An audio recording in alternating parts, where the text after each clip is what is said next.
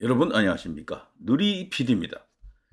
자, 김문수 개인기로 2%에서 41%. 대단하지만 젖잘 싸는 없다. 이겼어야 된다. 맞는 이야기죠. 대한민국에서는 2등은 없는 나라입니다. 선거 결과가 특히 그렇죠. 총선이든 대선이든 이기고 봐야 되는 거죠. 그렇지만 여기에는 어떤 무슨 곡절이 있습니다. 이번 선거 결과를 있는 그대로 받아들이기에는 너무도 석연치 않은 정황이 많이 있죠. 이걸 부정선거라고 아니할 수가 없는 그런 어떤 너무도 많은, 너무 많아서 언급하기가 힘들 정도입니다. 근데 그 중에서도 가장 대표적인 것은 빳빳한 투표지 다발이죠. 한두 장 나오는 게 아니고 이 너무 많아서 말이죠. 대량으로 들어갔다라고 이제 의심할 수밖에 없는데, 저는 이게 가장 완벽하고 명백하고 그리고 이제 국민들을 설득시키기 좋은 물정이라고 봅니다. 다른 많은 이슈도 있지만 대수의 법칙 이거는 안 통해요. 그거는 이야기해도 저도 여러 번 시험해 봤는데 그거 안 먹힙니다. 그동안 그걸 자꾸 너무 강조하다 보니까 이 빳빳한 종이, 형상 기억 종이가 다소 이렇게 묻힌 감이 있는데, 처음부터 대표 이 아이템으로요. 형상 기억 종이 이거 갖고 붙었어야 돼요. 사람들을 설득하기 좋은 가장 좋은 수단은 요것밖에 없습니다, 사실은. 이것으로 그냥 극복해야 된다라고 생각이 되고, 이것만큼은 그 누구도 아직 여기에 대해서 해명도 못했어요. 심지어는 조갑재, 이준석, 정규재 이런 사람들도 그 형상 기억 종이에 대해서는 입 닫고 있거든. 아무 말도 못해. 예. 그게 가장 완벽합니다. 직관적이거든요. 우리나라 사람들은 직관적이라 해야 됩니다. 뭐 설명을 하게 되면 안 돼. 논리적으로 설명하게 되면 그거는 벌써 안 통한다라는 겁니다. 자, 아무튼요. 그런 과정이 있기 때문에 김문수는 졌다라고 저는 안 봅니다.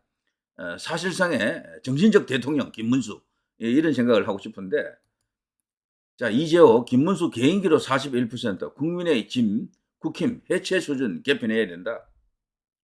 국민의힘 해체하라는 목소리가 지금 터지고 있는데요. 조만간 또 당명이 바뀔 것 같습니다. 참 기가 막힌 나라입니다. 자, 국민의힘 지도부 퇴장하고 당명 바꾸는 천지개벽을 해야 된다. 이재명 정부 3개월은 지켜봐야 된다. 취임사대로만 해달라. 자, 이재호 이야기고요. 자, 기본적으로 이제 여기 이제 이 문화일보 한번 찾아가 봤습니다. 자, 어떤 헤드라인을 갖고 있는지, 가장 큰 뉴스는 이거군요. 이재명 내란 종식 능력에 투표했다. 김문수는 도덕성에 찍었다. 한국갤럽에서 이렇게 조사를 했다라고 합니다. 그리고 그 밑에 보면요. 김상욱, 김문수 41% 득표 충격받았다라고 합니다. 솔직히 이렇게 많이 나올 줄 몰랐대요. 지금 국민의힘에서 누가 나와도 35% 넘기가 어렵다라고 봤는데, 김문수가 그냥 훌쩍 넘어서 41%까지 나왔다라는 것은 김문수라는 사람을 다시 보게 되는 계기가 되었다. 나이가 좀 있음에도 불구하고 현재 국민의힘에서 내세울 수 있는 최강의 후보다, 이런 의미가 됩니다. 자, 천하람, 이준석 한 자릿수 득표율은 그 발언 탓이다. 뭐 아시겠죠? 젓가락 그 발언 때문이다. 이런 이야기고요. 자, 쭉 보면 왼쪽에 민주당 대표 놓고 정청래, 박찬대 각축전 붙었다. 글쎄요, 진짜 흥미롭습니다. 저는 굉장히 팽팽할 것으로 봅니다. 이재명도 선뜻 누구의 손을 들어주기 어려울 것으로 보고요. 이 정청래 뒤에는 김민석이가 있고요. 박찬대 뒤에는 이재명이 있을 것 같아요. 이게 제가 왜 이런 이야기를 하는가 하면은, 민주당의 지금 실질적인 지배자는 이재명인 것 같아도 그 배후 세력을 감안하게 되면 김민석이가 어쩌면 진정한 넘버원일지도 모릅니다. 현 시점에서는. 총리로 지금 반미주의자로 낙인 찍혀 있는데, 이런 자를 총리로 지명했는데 그게 이재명이 지명한 것일까요? 지명당했다라고 봅니다. 저는. 이재명으로 하여금 지명하지 않게끔 못하도록 하는 어떤 힘이 배후에서 작용하는 게 아닌가. 어떤 거대 카르텔이 이재명으로 하여금 김민석이라고 하는 카드를 총리로 이렇게 지명하게 한 게 아닌가, 이런 생각을 하고 있는 거죠. 자, 이 대통령 취임 3일만 트럼프와 통화를 했다. 실용 외교 시동. 지금 우파에서요. 우파 일각에서 특히 유튜브 기준으로 진짜 통화한 게 아니다. 통화 호소인이다. 짐 노조스 이야기처럼 말이죠. 구라다, 거짓말이다. 지금 이런 이야기가 지금 확산되고 있는 것 같은데, 뭐 제가 일단 확인을 좀 해보니까 미국에서는 그게 지금 크게 보도되지 않았어요. 그래서 거의 지금 유령 취급되고 있는 것 같은데, 근데 국내 언론은요, 거의 모든 제도권 언론이 이 기정사실화하고 있더라고요. 트럼프와 통화를 했다라는 것을 기정사실화하고 있습니다. 그래서 조금 더 지켜보겠습니다. 보통 이럴 경우에는 이 제도권 언론이 맞더라고요. 그래서 이 이제 업무 설이라든가 이런 것이 입증되는 것은 시간이 좀 걸리지만 특히 요런 이슈에 있어서는 대체로 이제 희망 회로를 돌리는 쪽이 지더라. 제도권 언론이 맞았다라는 게 제 경험치에 의하면 그렇습니다. 그래서 저는 개인적으로 통화를 했을 것으로 봅니다. 그거 아니고 그 모든 언론이 수십 개 언론이 전부 일제히 통화했다라고 보도하기 어렵거든요. 왜 그런가 하면은 그 워싱턴에 다 지금 그 대부분의 큰 언론들은 특파원을 다 그 파견하고 있잖아요. 거기서 벌써 그런 보도를 해오고 있다라는 것은 아마 맞을 겁니다. 다만 미국 안에서 그걸 비중 있게 안 다루는 거죠. 다만 통화를 해도 통화의 그 강도, 온도 차가 있는 거죠. 살갑게 이렇게 대해주는 것이 아니고 뜰뜰하게 마지못해 어거지로 동맹국이니까 그냥 형식적으로 그냥 통화를 해준 척 했다 이렇게 볼 수가 있겠죠. 자, 그 밖에 많은 뭐 뉴스가 지금 터지고 있습니다. 이준석은 지금 자칫하면 마이너스 3선에서 이제 겨우 국회의원이 됐는데 TV 토론에서 이재명을 공격하다가 지금 자칫하면은 의원직 지금 제명되게 생겼습니다. 지금 국민의힘 안에서도 이준석을 달갑지 않게 여기는 그런 어떤 국회의원들도 꽤 있죠. 특히 친한계 의원들이 이준석에 대해서 날을 세우고 있더라고요. 자칫하면 잘리겠어요, 보니까. 자, 3년 전 홍준표 총리, 유승민 부총리, 이준석 대표를 운영했다면 뭐 이런 기사도 나옵니다. 지금 나오는 이야기 중에요. 이번에 김문수가 아니고 한동훈이 나갔다면, 또 어떤 사람은 홍준표가 나갔다면, 어떤 사람은 뭐 오세훈이 나갔더라면은, 어떤 사람은 또 안철수가 나갔더라면 이겼다 이런 소리를 하는데요. 전부 다 엉터리입니다. 저 분명히 말합니다. 여기 김상욱 이야기처럼요. 41% 득표는 김상욱에게도 충격이었지만 국민의힘 그 경쟁자들에게도 충격이었습니다. 왜 그런가 하면 장미 대선 때 홍준표는 24% 얻었거든. 그때하고 똑같잖아요. 그때도 탄핵 이후에 대선이고 이것도 탄핵 이후에 대선 아닙니까? 그리고 또 놀란 집단 하나가 있죠. 국민의힘 자체가 놀랐어요. 너무 많이 나온 거지 사실은. 이기려고 했지만 이긴다라고 생각 안 했습니다. 전부. 젖잘 싸움만 돼도 뭐 황감하다 뭐 이런 느낌이었고 처음에는 아직 도우지도 않았어요. 이번에 김문수 후보만큼 도움받지 못한 후보도 거의 없습니다. 특히 부산 경남 쪽에서 이 득표가 생각외로 좀 적었던 것은 부정선거 이슈 빼고 이야기합니다. 거기 현역 국회의원들이 거의 도와주지 않았어요. 김문수 후보를. 부울경이 이재명이 많이 나왔죠. 그 영향도 있습니다. 이건 큰 문제입니다. 부울경은 지금 이상한 집단이 되고 있죠. 여기는 있는 거대한 내각제 세력입니다. 제가 볼 때는 김무성을 중심으로 한 내각제 세력이 지금 꿈틀거리고 있고요. 이번에 보니까 3개 특검, 그 김건희 여사 관련, 그리고 최상병 특검 그거 관련해서 보니까 그 부울경 쪽에 김태호 뭐 이런 자들이 있죠. 대부분 그것도 찬성을 했더군요. 그걸 보더라도 지금 TK와 PK가 좀 달라졌습니다, 현재. 그렇다고 TK가 또 열심히 김문수 후보를 도왔느냐? 그런 것도 아닙니다. 이분이 영남에서 김문수 후보를 그렇게 열심히 도우지 않았습니다. 그러나 박근혜 대통령이 움직이면서 TK가 완전히 일어났고요. 그리고 김문수 후보 본인이 또 TK 출신인 것이 이제는 알려졌습니다. 그리고 또 본인이 워낙 경쟁력이 있고 능력도 뛰어나고 업적도 많고 청렴하고 전설적인 일화를 많이 갖고 있고 그래서 인간 김문수가 알려지면서 뭐 영남은 특히 이제 대구 경북 쪽은 완전히 김문수에게 과거 박근혜 대통령 이상으로 윤석열 대통령 이상으로 표를 준 것은 맞고요. 다만 부울경에서 이게 이제 여기서 사단이 난 겁니다. 여기서 뭔가 덜컥하고 그 소위 이제 100만 표 이상이 빠졌습니다. 한 150만 표 정도 빠진 것 같은데 큰일입니다. 어떻게 보면 200만 표까지도 볼 수 있어요. 거기서 그렇게 빠져버린 겁니다. 자, 부울경을 어떻게 할 것이냐? 이건 이제 관건인데요. 정치 참 어려운 게요. 어느 한쪽을 쳐버리면 또 한쪽이 또 이렇게 좋아하지만 또 반대 급부가 있거든요. 어느 한쪽을 취하면 또 저쪽이 또 반발하고. 그래서 세상에서 저는 사람 대 사람의 관계로 볼 때 가장 어려운 게 정치라고 봅니다. 특히 대한민국에서 하는 이 정치. 뭐 답이 없어요. 모두를 만족시킬 수 있는 그런 해법이 없거든. 그래서 결국에는 다수가 가는 쪽을 따라갈 수밖에 없습니다. 메인스트림이 어디로 가느냐 이건데 말이죠. 현재 제가 볼 때 보수라고 해도 좋고 국민의힘이라고 해도 좋고요.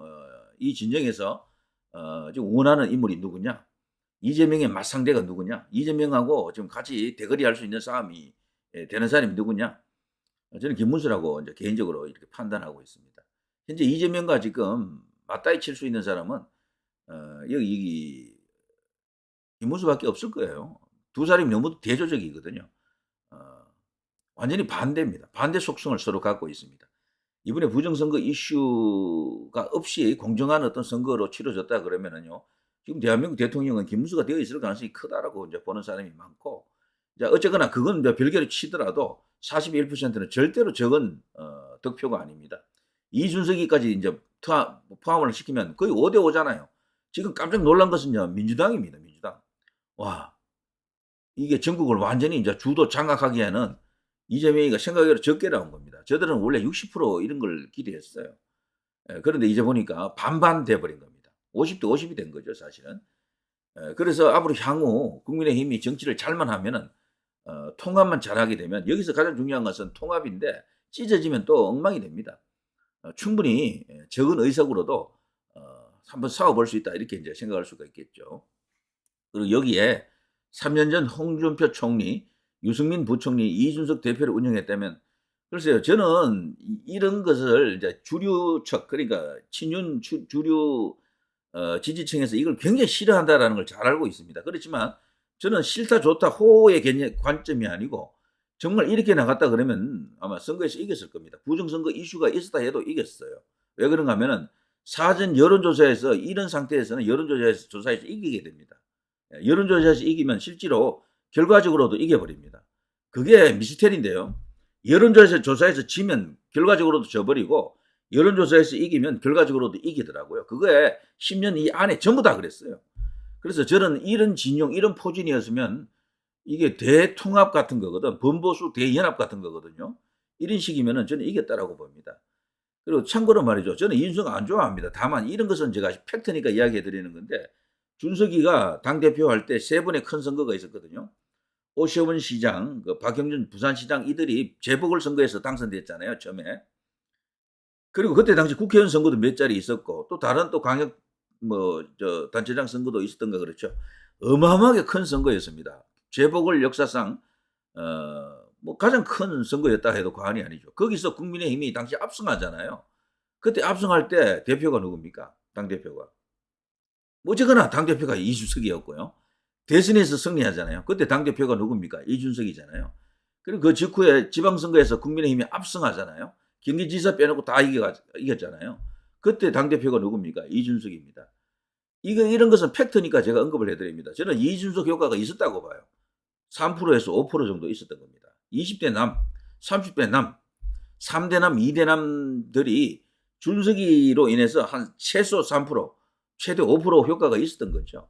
근데 이거를 내쳐버린 거죠, 결과적으로. 그리고 유승민이나 홍준표 이 사람들도 갖고 있는 표가 조금 있거든. 그러니까 우리가 갖지 못한 표를 다 내쳐버린 거야, 전부. 우리만 갖고 있는 표를 갖고 정치를 하다 보니까 이렇게 지금 어려워졌다라고 볼 수밖에 없습니다. 정치는 품는 능력이거든요. 가장 큰 용광로를 가진 사람이 이기게 되어 있습니다. 작은 그릇으로는 절대로 이기지 못해요. 특히 우리나라 같은 이런 정치에서는. 그래서 싫은 사람을 받아줘야 됩니다. 그거 안 하면 안 돼요. 근데 지금 국민의힘에서 그걸 할 수 있는 사람은 김문수밖에 없어요. 한동훈이 품을 수 있는 그릇은 작고, 그리고 누가 나와도 지금 다 품을 수가 없어요. 안철수도 친윤을 품기에는 무리거든. 거기도 지금 스탠스가 이상하다고요. 그래서 이번에 안철수가 제대로 좋은 모습을 보여줬지만 어떤 정치적 스탠스로 보면 아직도 약간의 한계가 있습니다. 그래서 이 국민의힘이라고 하는 이 조직 전체를 이렇게 등에 업고 짊어지고 갈 수 있는 그런 거대한 어떤 그릇, 포지셔닝을 갖고 있는 사람은 김문수밖에 없을 겁니다. 심지어 김문수는 말이죠, 한동훈까지도 품을 거요. 경쟁자가 된다 하더라도 이분에게는요 적이 없습니다. 적이라고 하는 것은 오직 이재명으로 대표되는 저쪽 세력이고, 종북 세력이고, 종중 세력이고, 이들이 적이지, 그 밖에 국민의힘 사이대에 있는 사람들은 정치적 이유로 이제 파벌이 있다 하더라도 전부 하나로 뭉칩시다. 우리 하나가 됩시다. 통합합시다. 용광로 속에 같이 들어갑시다. 이런 주장을 하는 게 이제 김문수 후보죠. 안철수, 유승민, 누굽니까? 여기 이제 한동훈 뭐 다 그렇습니다. 전부 하나로 엮어낼 수 있는 그런 능력과 그런 의지를 갖고 있는 인물이다. 이런 생각이 드네요. 자, 아무튼 지금 돌아가는 상황을 봐서는요. 이재명의 맞수를 빨리 씌워야 됩니다. 이번에 이 전당대회에 한동훈이 나올 것은 100%고요. 지금 한동훈 이길 선수는 지금 김문수밖에 없다라고 하네요. 사람들도. 대부분 우리 언론에서도 지금 한동훈하고 싸울 수 있는 사람 중에 김문수 빼버리면은 나올 수 있는 사람이 뻔하거든요. 뭐 안철수, 나경원, 뭐 유승민, 또 저쪽에 누굽니까? 윤상현, 뭐 이들이라고요. 그들이 단일화되어서 나오면 몰라도 단일화된다는 게 쉽지 않아요. 그리고 어쨌거나 그런 인물로 한동훈하고 붙게 되면은 여론조사가 이제 중요한데 쉽지 않을 것으로 봅니다. 지금은 친윤 그룹 자체가 살아있지 않거든요. 많이 와해됐어요. 그래서 이제 결집력도 떨어지고 그렇기 때문에 통합 조정력이 굉장히 필요하고 정치력이 필요하고 그리고 전국적 인지도 이런 것들이 필요한데 이번 대선에 나온 김문수가 아마 유일할 것이다 이런 이야기가 있습니다. 그런데 김문수 후보는 지금 자기 출마 안 한다 그러잖아요. 만약에 출마 안 할 경우에는 한동훈 대표 가능성도 굉장히 커요. 그래 되면은. 그래서 지금 한동훈계에서 지금 가장 신경 쓰는 게 김문수 출마하느냐 하지 않느냐 이거죠. 어떻습니까? 여러분, 김문수를 개인적으로 좋아 안 하는 사람들도 많이 있겠죠. 그 스타일이 조금 심심하잖아요. 그러니까 그거는 심심한 스타일이 그럴 뿐이고, 진정성을 이제 보게 되면은 김문수 이상 가는 사람을 찾기가 어려울 겁니다. 자, 지금 돌아가는 그 정치 현상을 한번 비교적 객관적으로 한번 들여다봤습니다. 자, 누리 PD 김준희였습니다.